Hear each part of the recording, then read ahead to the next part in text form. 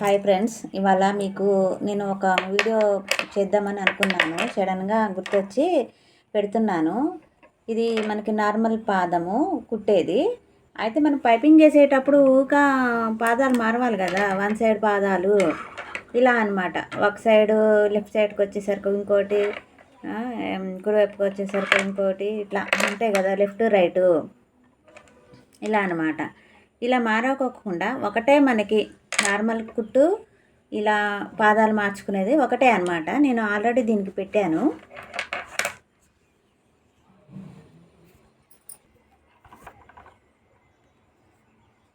Friends, ఇప్పుడు మనం one side పాదాలు ఎలా మార్చుకోవాలంటే దీనికి ఒక స్క్రూ ఉంటుంది. ఈ స్క్రూని మనం తిప్పుకుంటే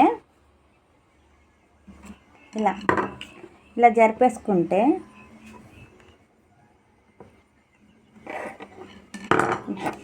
ఇలా జరిపేసుకుంటే వన్ సైడ్ వస్తుంది అనమాట. మనకి ఇటు మనం పైపింగ్ వేసేటప్పుడు ఇటు వస్తుంది, ఇటువైపు కావాలనుకున్నప్పుడు ఇట్లా జరుపుకోవటం అనమాట.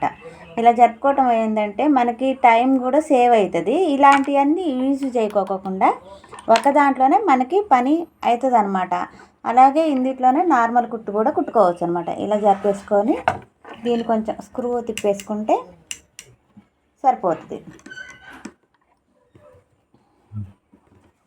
ఇలా తిప్పేసుకుంటే సరిపోతుంది అనమాట. ఇలా తిప్పుకొని వేసుకోవటం వల్ల ఇలా జాకెట్ పైపింగ్ చాలా నీట్గా వస్తుంది. Okay friends.